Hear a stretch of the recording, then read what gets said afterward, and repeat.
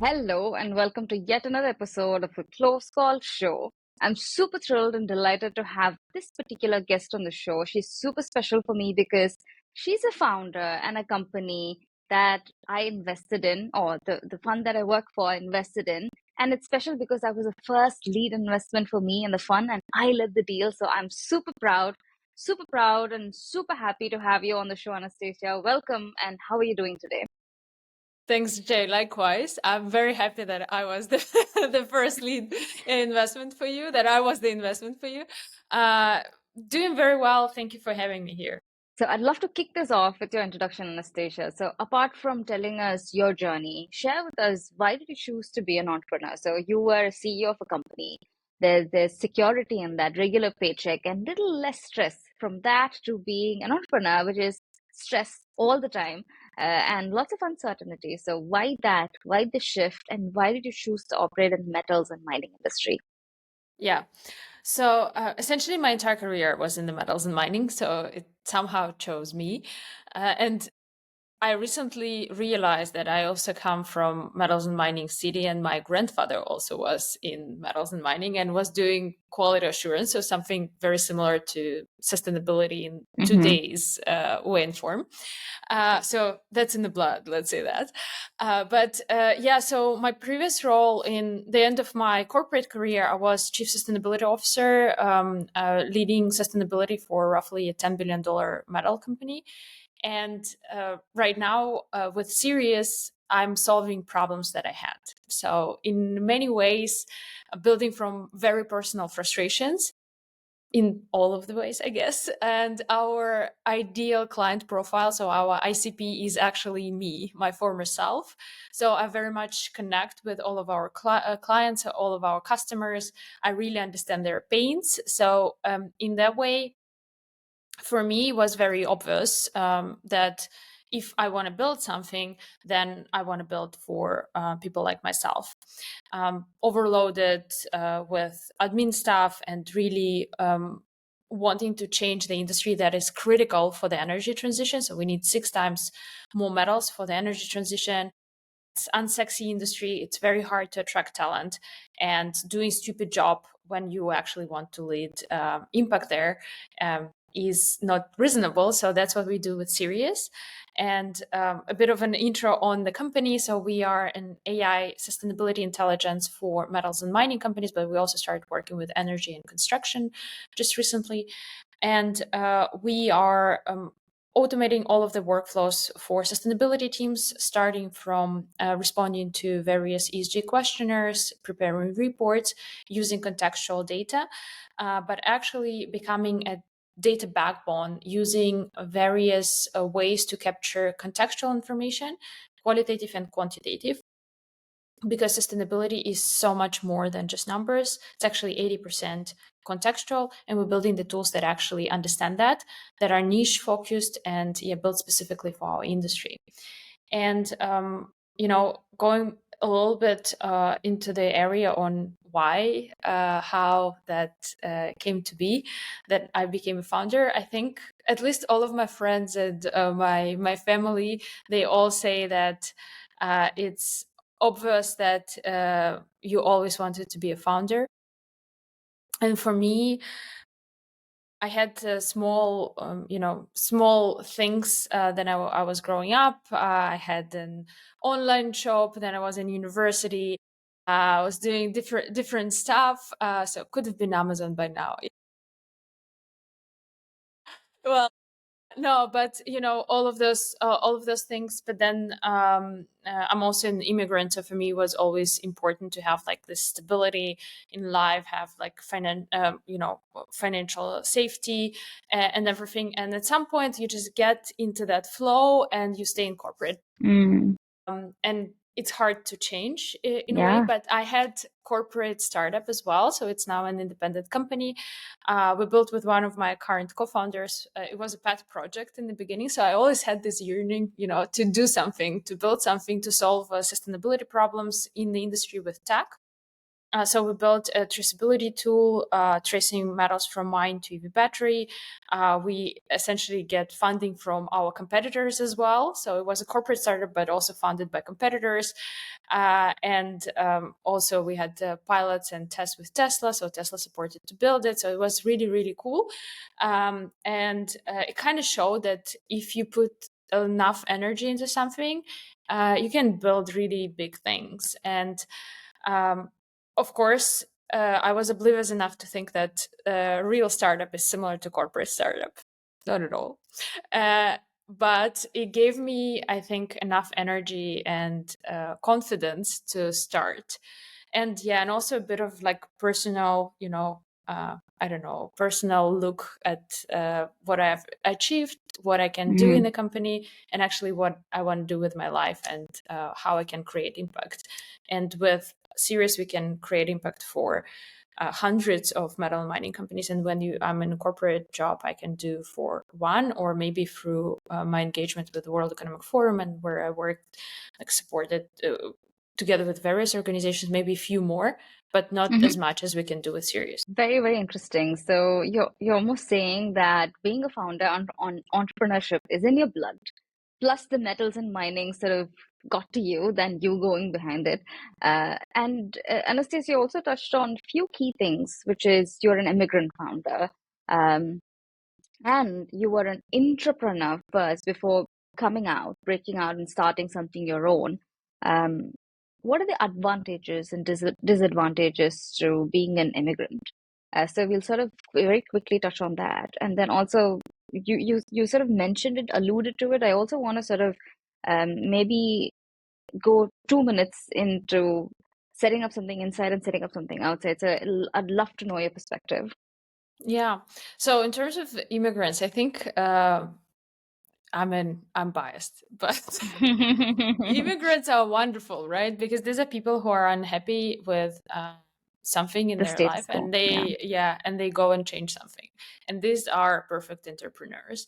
And we just realized recently, so we have almost 20 people working for us, that I think 19th or 20th person that we hired was the first non-immigrant person. So we did not have that bias in hiring. It's just that Mhm. It I happened. think it just happens from all over the world, from all the random countries across the world. But I think that's the attitude, that's risk taking, that's also desire to change something. And then as an immigrant, you always have to be much better than Yeah. people who are from here, because you don't have the network, because you don't have the connections, because you usually have a passport that gives you disadvantages.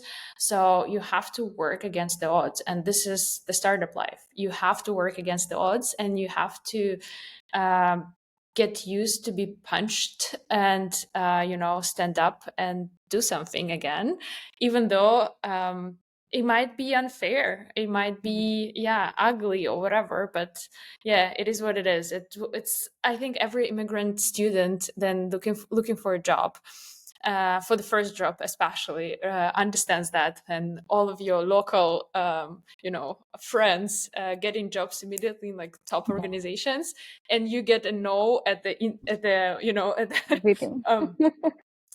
the first application, then you just put in a few details and you say that you don't have a permit or whatever, Passport, yeah. and Yeah, or the you visa. receive like after careful consideration of Yes. the 3 minutes that you applied. Yeah. Mm. So like Mm. you learn to work against the odds, and that helps a lot in startup, because that's it's gonna suck. So Man, thank you so much for saying this. I'm sorry for interrupting, because you might have known, or you might have seen in the press, that there's a lot of funds and GPs that are starting specifically targeting to invest in immigrant founders, nice. and which is great. But then I now understand why that wins as a thesis. Why that idea is getting funded by significant LPs and other high net worths is that immigrant founders have so much grit and they have to work against the odds, which sets you up for success even in your startup. So, super, very, very well put. Thank you so much for that. Now, the next bit is setting up something inside versus outside. Yeah. So Inside is much more safe, right? Mm. Because you have daily job, you have your support from management. Well, you have to gain support from the management, which is a very similar, well, not very similar, but it's an important part of building a startup, is just gaining support, selling the initiative. And immediately when you build something internally, you need to sell to to top management, right? So I had to go to our CEO 10 times, I think, until he said, okay, yeah, here is your money. Maybe he just said that because I was too annoying, but Mm. that's, which is also a That's possibility. You great. need to Yeah. hustle, Yes. girl. Yeah. So Yeah. and then, yeah, and then you need to build narratives. We needed to build a narrative to actually combine competitors around this goal. Then we need to build a narrative to explain to the world that it meets all of them, all of the requirements and regulations, because those big companies working together, that it is actually sustainability initiative and we focused on human rights and stuff. So that's the part where you learn a lot. Things that you do not learn is on risk taking, because you are very, very safe when you're building within the corporation, and in a way that doesn't help you.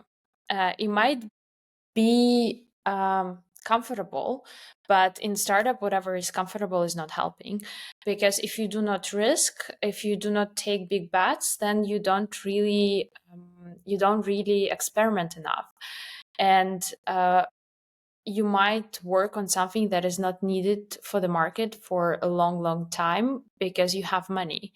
But in startup, you don't have, in like real startup, outside startup, you don't really have that luxury. And you have to be focused on money. You have to listen to customers very, very much. And I think that is something that we had to learn. Mm.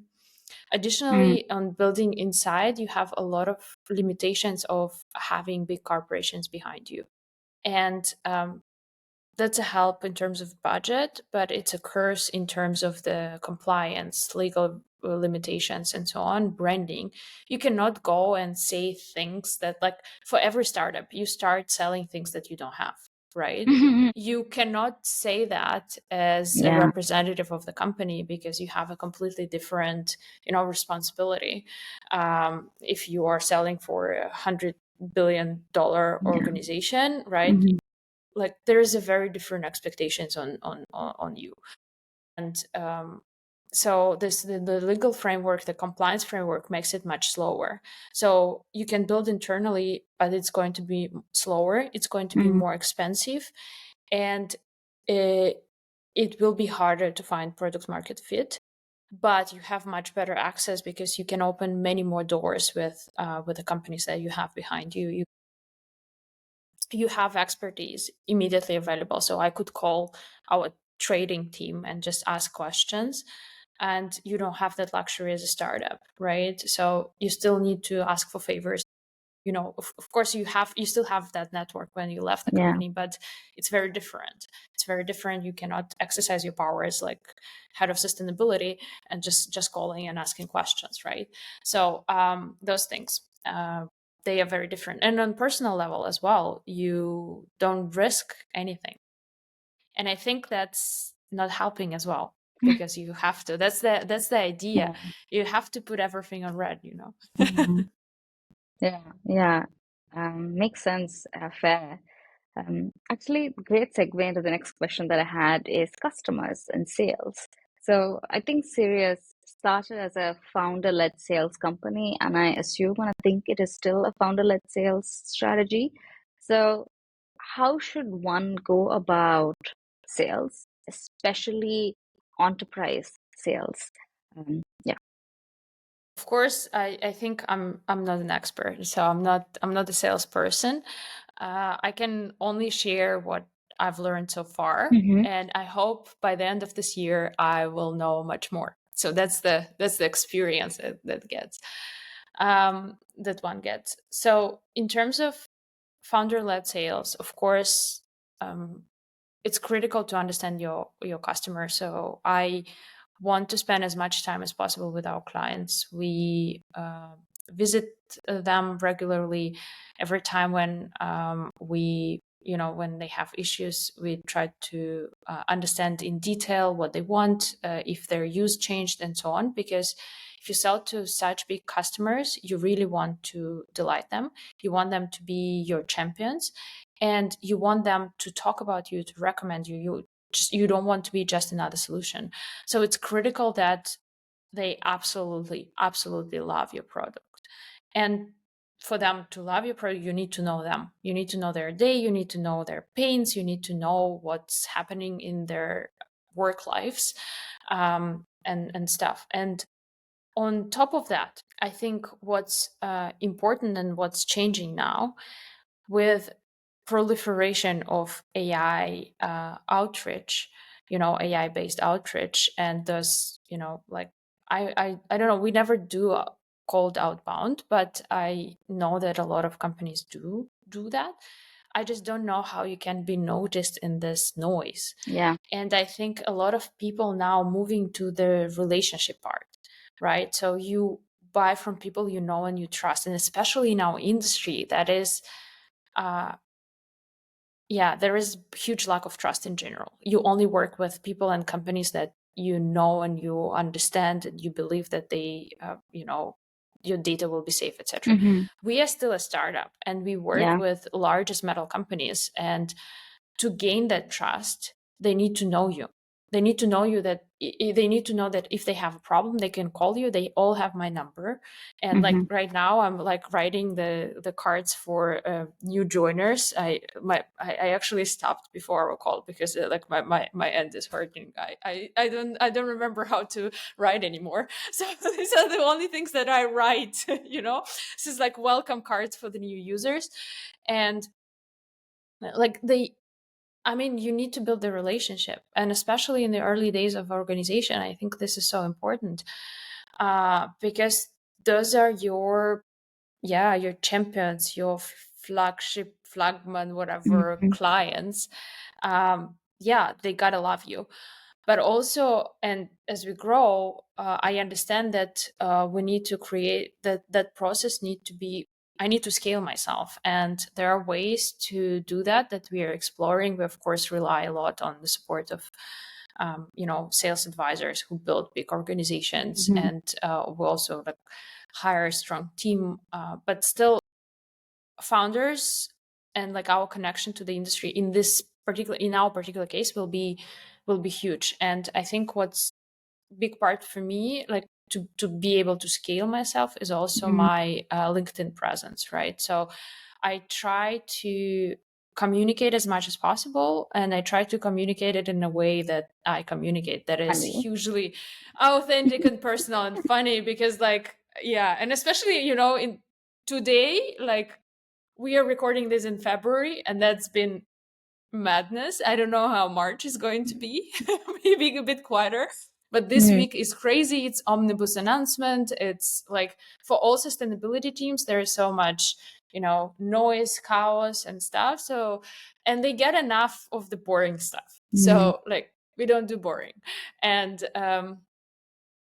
so link and funny works, and in It it's works. really, and it's really Yeah. weird because it's like mining and metal industry. You think that they're only serious people, but they all like the memes. So I'm the meme lord of our industry. Absolutely. Absolutely. Yeah. So the industry is unsexy, like you said, and sustainability and ESG, too many rules and regulation, constant change in the industry. So a fresh perspective, a funny take on something really works. And I think that sometimes brings smiles to faces or smiles on faces where otherwise it's a pretty dull day. So I think Yeah. that's an excellent strategy. Yeah, just a disclaimer. I think that mining is sexy. It's just that in general, people don't find it a very interesting industry. And I think it's changing, but in general, then you start talking to investors, Mm-hmm. they're like, mining, or Mm-hmm. like people whom you hire, and it's like, oh, this is very unsustainable, and it's like, don't get me started on that. But so it's generally understood as a Yeah. sexy industry. I really like it and stuff. But also, you said something and I had an idea, but I forgot, so it doesn't matter. We'll get back to that. Yeah. Yeah. I had a question. So, one of the key things that you said about doing founder-led sales is building trust and relationships. So, what do you think creates that trust? Is it the personal presence? Is it giving them your phone saying, "Hey, I'm always there for you," or is it the cards that you write? Um, or is it the consistent delivery, consistent performance of product delivering ROI from day one? Or is it a mix of all of these? What in your opinion, is that one thing that seals the deal? I think there's no universal recipe, to be Mm-hmm. honest, but I think what's important in building trust is being authentic, because that's the thing that works. I don't know how Mm-hmm. human brain works in that way, but like I think that's how it works. People only trust you if you are authentic with them. And for us, that means funny. That means that we are hustlers. That means that we deliver fast. Means that we are direct and we accept things, and we actively ask for feedback. We actively engage with our clients in various strategic decisions in terms of understanding what's relevant for the industry now. And that's why we are, for example, now forming an advisory board with like key players in the industry, from standard setters, from NGOs, from various auditing firms, consultants, but also from metal companies, trading Mm-hmm. companies, and so on, Mm-hmm. so that we really become a solution that is not really driven by the industry, but at its core is built for the industry and understands the priorities of that industry. But that's us, and I Mm-hmm. think for everyone that would be a very different approach. And there are companies that um, are not funny and just deliver, Yeah. and they are absolutely loved by clients. So just whatever works. I think it's just important to not to try to mimic anyone, but like Mm-hmm. be whatever your authentic self as a team, Mm-hmm. and deliver that and find your customers who would appreciate that. Uh, very, very good points. Be authentic and just be present. Bring yourself to the table. Um, Something that I want to know is, now that you've built the trust, you've built the relationship, and you're constantly listening to your customers and the market's feedback, uh, how would you then know that your product is successful? How would you measure success? And I'm asking this from a context of, when you're a startup, everything is a metric and everything can be seen as progress. Someone saying yes and someone saying, okay, let's have a conversation, and four people saying, let's have a conversation, could be seen as progress. But how do you then how do you define success in very early days? Is it the usage of the product? Is it people engaging with it, or just the number of calls that you have? So how do you see it? And how do you truly know that your product has been useful? So one thing is people saying, okay, I'll try it, I'll use it, but then it's a really useful tool. So the customer delight that you spoke about, how do you know that your customer is delighted? Yeah, I think there are two stages, right? Mm-hmm. So the stage where we are, it's more like the indicators for product market fit. So for product market fit, I think there is nothing better than superhuman product market fit indicator. I think there is a Medium article, or whatever. There is an article by Mm-hmm. Raul, CEO of Superhuman, Mm-hmm. the email, The email tool, yeah. yeah, the Mm. email tool that I absolutely love, by the way. And even though they became more expensive, Yes. Yeah. still worth it.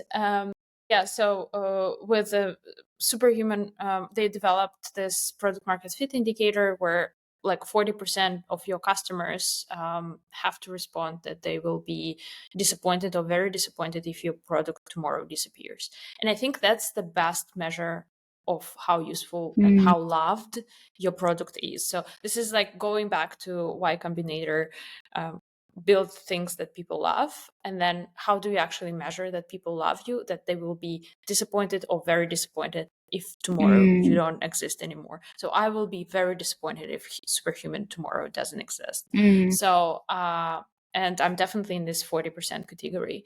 And then you build things for this 40%, plus the ones that are somewhat disappointed because they are the ones that are going to lean into your product market fit category. And you let go of the things, of the people who are like, who need to be Who convinced, don't because care. those are not your customers. They might use it, they might not use it, let it go. Focus on the ones that love you. So, and I think that's the best indicator. It's much more complex before that, before you actually have a product and real usage.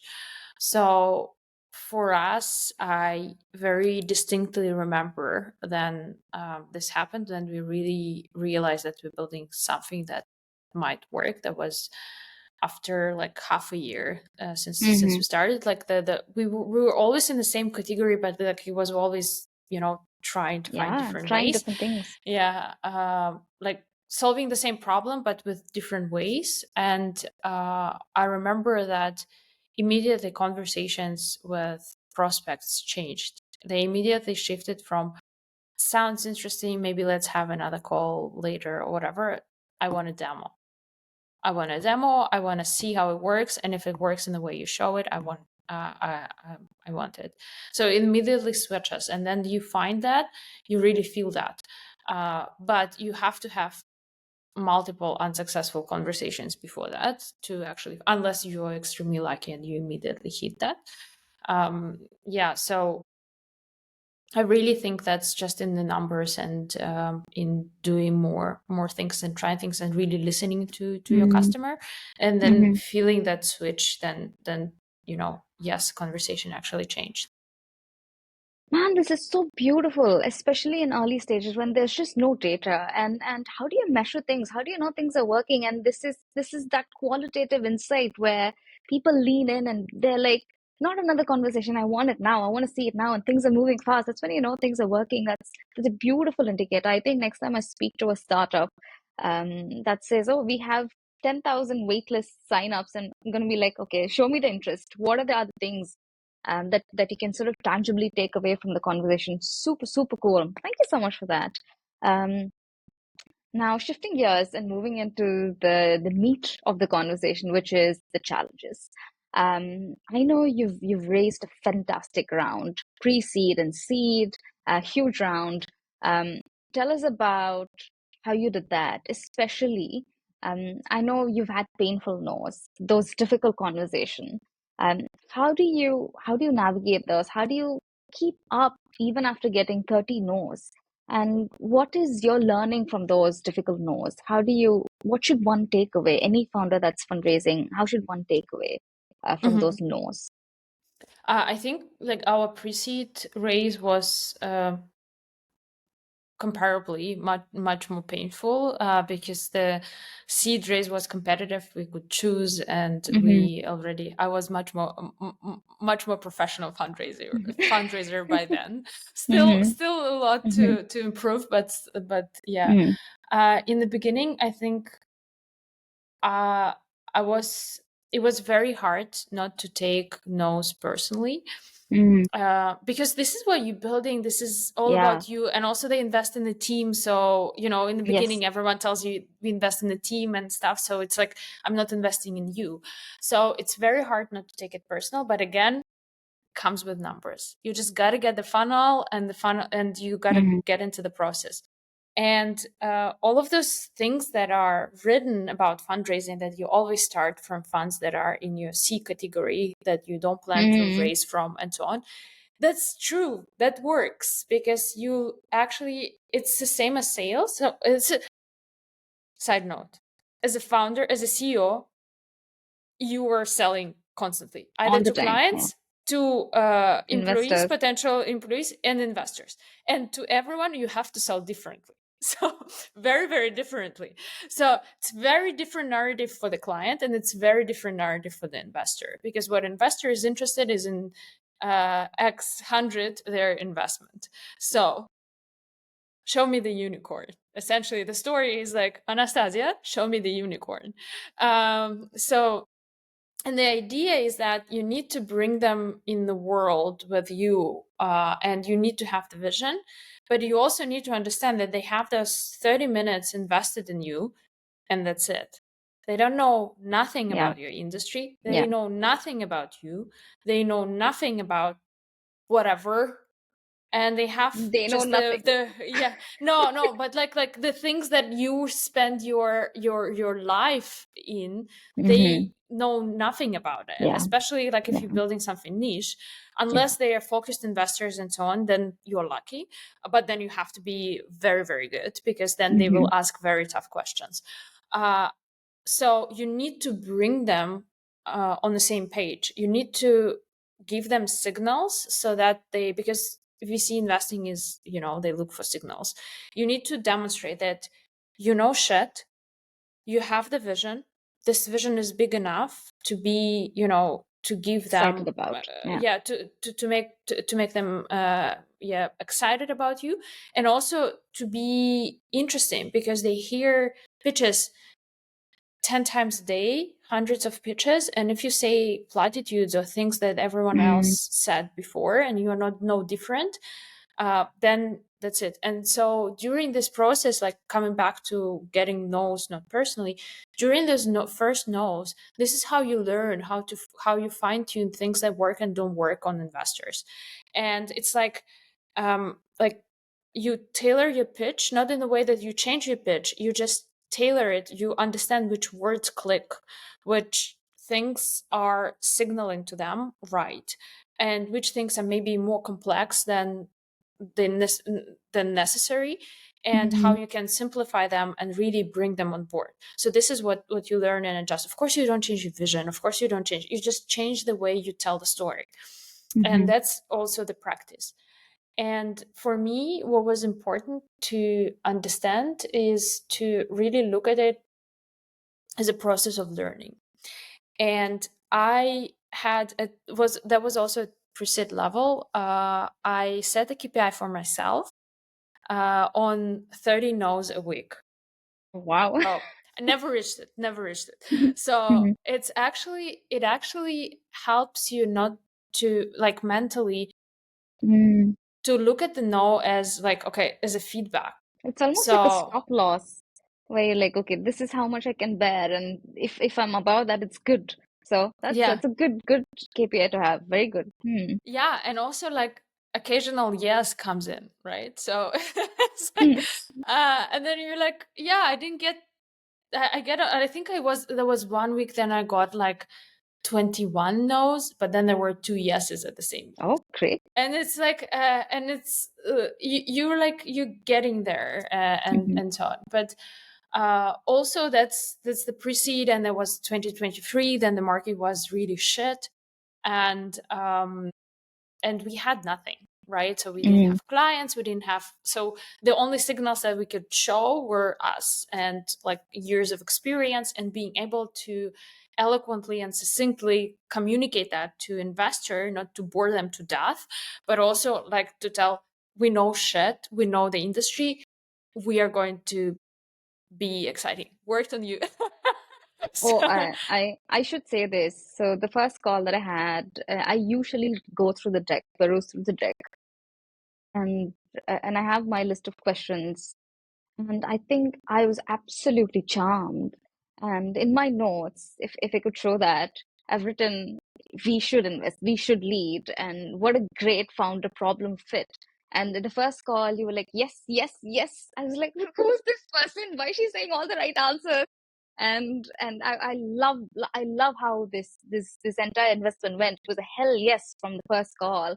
So I think those days of getting no's and practice really helped you sort of fine tune your narrative, hit the right answers. And it was such a high after that call. I was like, what a day, what a founder. We have to go in.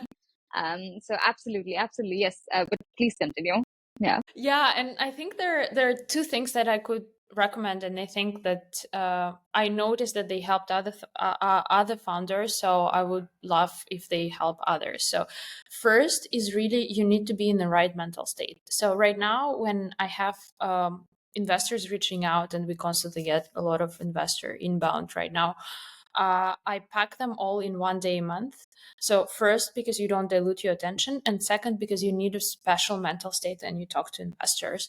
You need to be positive, you need to be energized, you need to be energized by your vision. At the same time, in your company, there is always shit happening. There's like, and as a CEO, you're only facing that part, like the ugly part, because if everything is going great, you They don't call you. it Yeah. doesn't reach you. Yeah. So like you only dealing with problems. So Mm-hmm. there is constantly shit happening, and it should not intervene into your discussion with the investor, because your discussion with the investor is not about today's problem. Your Mm-hmm. discussion with the investor about the future, and you need to be in the right mental state. And for me, this is like this, the person that leads for the vision. Like you can have a mental image of like this big star that we are following, and like this is what we're doing, etc. So you need to be in the right mental state. This is one thing. And even if like your fundraising sucks right now, and it's difficult, you have, I don't know, 50K left or 10K left on your account, it's still like you need to show the vision. You need to bring them Mm-hmm. on board with your vision, and you need to be Mm-hmm. super positive about what you're Mm-hmm. doing.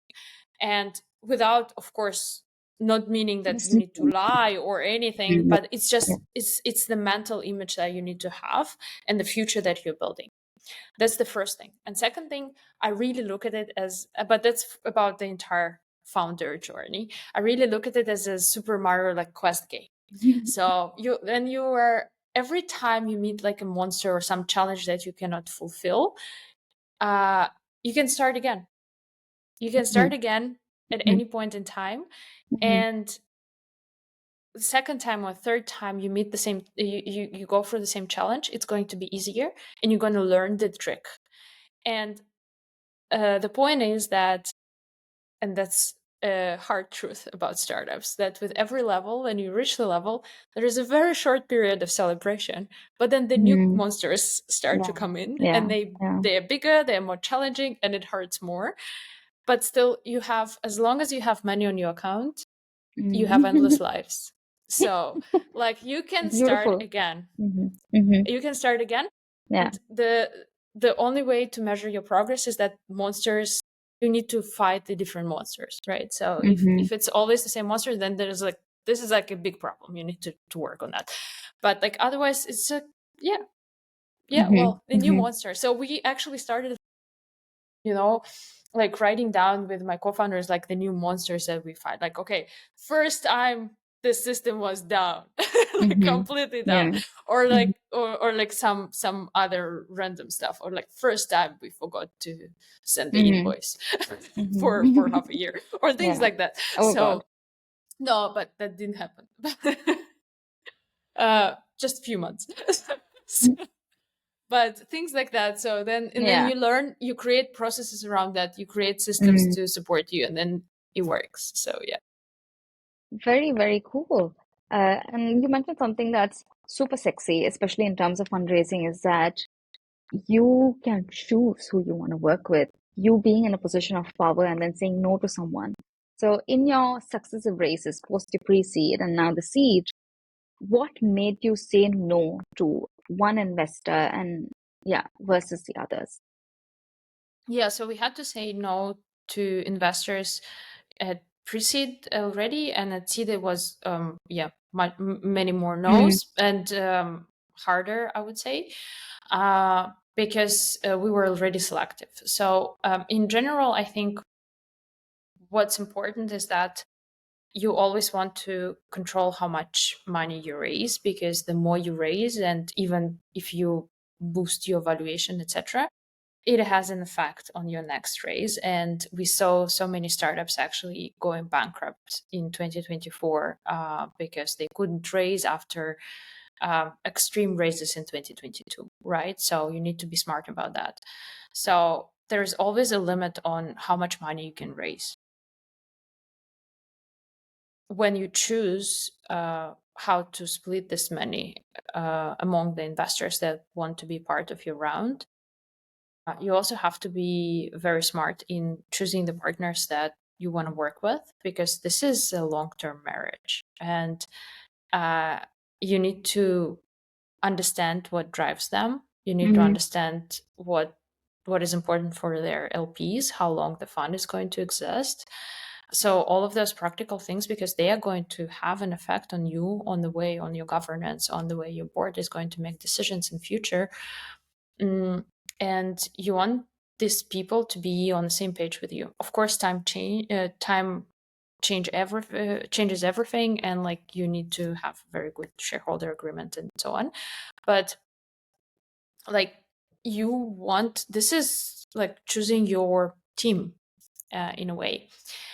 So for sure, for me personally, this is never just about the money. You can find money in multiple ways. It's always about the partners that you want to have with you. So this is a big part on partners, what they can bring, but also for me, and I think that's very personal, but I don't work with those assholes. This is just as long as I can, I don't work with assholes. So it has to be people, it has to have to be people that I enjoy being with, that I enjoy working with, and they have to be a little bit crazy and a little bit weird like us. So so and like doing something like fighting for their fight, their own mission. And with FundDev, that was very obvious, right? And with the new fund, it's also very obvious, and it's really cool, and they also very weird. Yeah, I think that's much more important.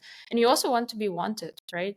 So you don't want to be just another investment that's just going to be, they want to look at you, you're just another number. So I appreciate all of those big Silicon Valley names and so on, but I don't think that's really, I mean, that's not my fun. So like I'm That's much not your more cup of into, tea. no, Yeah. absolutely not fun for me, not cool for me. So I think much cooler is the investor that will pick up the phone than you call. And I was very, very fortunate with having angel investors to whom I can call, like when we were deciding about this seed round. For example, Thomas from Golden Egg Check, I would just call him and just say, okay, Thomas, so these are the decisions at What a my great table. Like, person. Yeah. yeah, like what do I do? And he's like, okay, this and this and this and that, and like, yeah, or maybe this. And it's like, and also getting references on investors and like from various aspects. And it's amazing to, and at this point, I remember I was in London and I gave him a call from the airport, and then I finished the conversation. I was like, I'm so lucky to just have those people around me. And like, this is what you want to feel about your investors, and especially the ones who come in early. And yeah, I think that's how I deal with this. I think there are multiple approaches, of course, but yeah, this is the one that works for us. Man, so cool. And I think I completely agree with what you say. It's you wanna choose the people and be very wise and clever about who you want to work with. Be very intentional about who you bring on the cap table, because that's the most expensive real estate for a startup. And to have people like Thomas, who's always calm, or from my impression of him is, even when shit hits the roof, he's like, okay, so let's be calm. Maybe he'll throw a joke about Netherlands and the weather there, and then okay, these are the different things that we can do. So very, very interesting person. Dutch humor is the best, but like, Mhm. no, but like, yeah, he's amazing, and it's yeah, all our angel investors are incredible. Couldn't say, like, we were very lucky with them, and yeah, but you oftentimes you can't really know that in advance, so do ask for references. Yes, perfect. So I was just going to ask you. So when investors do their due diligence process, or when they get on multiple calls with founders, they're constantly not judging, but they're seeing consistency in performance, and seeing, okay, so first call, I like this person. Second call, do I still like them? Fifth call, do I still like them? So do founders do the same for the investors? So is there a relationship building, or some sort of, I don't know, some sort of scale that you have on, okay, so do I like them? Do I like them, like them, like them, like them? So how do you see different investors when you have these multiple calls? Yeah, I think for me, it's always whether I had the connection with a person or not. And um, you also, I think we have a CRM with investors and everything. So Hmm. I have a heat map on like the likelihood. And with the current investors, it was very funny because they came in quite late, and we already had almost like final stages on before the term sheet with some of the funds, but Hmm. they were so quick, and we actually fell in love with them more and more with every call. Hmm. So and then they yeah turned up in our office at 9 a.m. on Monday, Oh, wow. uh, taking 7 a.m. flight on Monday. So we're like, okay, guys, we Wow. kind of like you already. So that's I think, yeah, that's steady process of like really getting to know people and falling in love with them. But of course, yeah, for me, it's like how I make decisions, unfortunately, in life. So with my gut. But I have Yeah. very reasonable co-founders that are much Yes. more Yes. cold-blooded. So and so with them, I knew like at the point that they gave the term sheet that we're going to say yes, but we still had Hmm. to Hmm. play a little bit. Hmm. That, but Of course. Yeah. yeah, I still had to do a bit of convincing on my Hmm. co-founder side. But in terms of investors, I think with them, it's like you need to keep the level of excitement. You don't need to increase it. At least you need to keep it. After the first call, it has to be at least the same level of excitement from their side. From founder side, I think it has to be upwards, right? So the more you know about them, the more you understand what type of questions they ask. Because I think Yeah. this is really important. If you have several like different term sheets or like different Hmm. final stages before the term sheet, you actually hear what investors are looking for. So with some, you would have super detailed questions about your financial model and everything. And this is a question to you if your seed investor is going into two numbers in financial model and like not really working with you on it, but really considering this Hmm. as a budget or whatever. Like, Hmm. do you really want that type of management or Hmm. not? Because like at seed level, it's much more important about the vision. So let's Yeah. think about the assumptions together rather Yeah. than. So at least Yeah. for us, that was No, the that's difference. true. So Yeah. really, like looking at into what questions they ask and to what's important for them. That's super critical. But also, it really depends on the market. So you have to like that supply demand. If you are not, if you do not have too many offers or too many investors that are like in the funnel Mm. right now in the progressed stage, then unfortunately you can't always choose. It's not always the case that you can choose. So it's very important to try not to be in that situation and try, but again, they happen to the best of the startups, right? So it's just, yeah, it's just the situation. So it's the best to not to be in this situation, and to do that is to create a bit of FOMO, to really Mhm. be selective on who you talk to be very smart about organizing your round and sharing information thoughtfully, and really having good metrics and having good story around those metrics. So understanding where your like um, sore points are and where your Mhm. winning points are, and somehow building a narrative around it. Yeah, so and there are multiple approaches about that on creating this, and I think there are wonderful articles on that as well. But yeah, the best is not to be in the situation that you don't have Yeah. enough investors, Mhm. because then you cannot really choose. Yeah. Um, um, so Anastasia, there are, I mean, fundraising is hard, and one of the most commonly asked questions is market sizing, especially if it's a non-conventional industry. And this question you get multiple times. Every single investor asks that and scrutinizes that. The TAM, SAM, and the SOM. I'd love to know how you approached it specifically, because I think you started the AI co-pilot for sustainability a little before it became the rage. So how did you go about that? How do you define the market? for yourself. And I'd love to know how you sort of refined it, changed it, or showcased it in a way that's more palatable for the investors. Yeah, I think that's going back to the point of like bringing investors on the same page with you, because when investors look at metal and mining industry and Google it, they find like 5 companies and they think that's it. We're done. So they look at us and they think, okay, they will be, even if they cover the entire industry, they will never be a unicorn. Mm. So for us, that was also like the part that we didn't appreciate in the beginning, because for us it was obvious that this is a massive, huge industry. But the way we look at the industry is very different from the way the investor looks at the industry. So the way we look, and we started digging into this and trying to understand why, because it was just from our side, it was like, how is that even possible? Like this is a stupid question. There are no stupid questions. If this is a stupid question, if you think this is a stupid question, you don't understand who you're talking to. So we looked at that, and we realized that essentially they look at the mining as the one stage of the process, and they look at the companies that actually do like physical mining. So what we demonstrated is that the value chain that we are addressing is huge, is from mining to every level of processing and manufacturing, going to OEMs.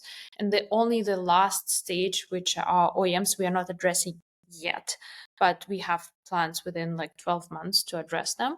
So we actually work, and we already have clients in various layers of that industry. So they looked at only one layer of the industry, but we are actually in the multiple layers, and we already have clients on those multiple layers. So we created the slide demonstrating like, okay, these are the examples of the companies in this layer. These are examples on this layer, on this layer, and Mm. this layer. And we're building connectivity between them. And this is the data backbone that we are building. We're not just a small questionnaire software. We are essentially the tool to work with contextual sustainability data across the board with all of the external and internal stakeholders. And when we shifted that vision, it was immediate. Like you immediately Mm. see that that works. And we tried several ways, and like first ways they were like, okay, people were getting there but not really, and then we kind of fine-tuned it, and then with one slide you can solve all of the problems if you just understand how people think, how people from outside of the industry think, and you bring them on board with your vision. But then yeah, you have to have those first questions, you have to have those first no's and Mm. first like explanations, like we really wanted to invest in you, but it's just like we just cannot make the case that it's going to be a unicorn. Yeah. And you're like, okay, I know that this person did everything in their power to actually find the market and they couldn't. So we are stupid because we cannot help them. So how can we help them? So this is how that works. And like you need to have this first painful nose. Wow. I really like the layer cake approach because, yes, while doing the due diligence, we do look at the market and think about, okay, so right now they're starting with this, but then they do this, and this. But then we also think about, okay, in the future, they might release a new product, new feature that's going to get and expand the market base. But already starting with, hey, yes, this is all that we can cater to from day one, or, in year one. It's a beautiful way to sort of say this is so huge, and just capturing 0.1% of the market is going to make us a unicorn. That's a lovely approach. And yes, visual representation with data on it is the best way to go about it. Any other tip for any founder that's doing their TAM slide? I think honestly, I think market sizing is bullshit. So you Yeah. just Yes or no? Yeah. well, of course, for investors, no. For startup, you know nothing. Like, so just Hmm. find the narrative. You know nothing about like what's going to happen with your startup in 5 years. Yeah. Just find the story that makes sense, that you can support with assumptions in terms of the Hmm. market, and that gives enough power to investor to see the unicorn there. Hmm. So the core is not to be detailed and mathematical. The core is to be the visionary and to address their need to see the unicorn, right? And the way you address it, the way you build it is actually going to shape your strategy in the company as well. But that comes later, that all connect and so on. But like, even thinking about that, understanding that is super, super important to be on the same page with investors. Well, on that note, let's close this conversation. Thank you so much, Anastasia. It was a Thank you. pleasure having you on the show. That was like hard, not like what you thought. Yeah, I got that.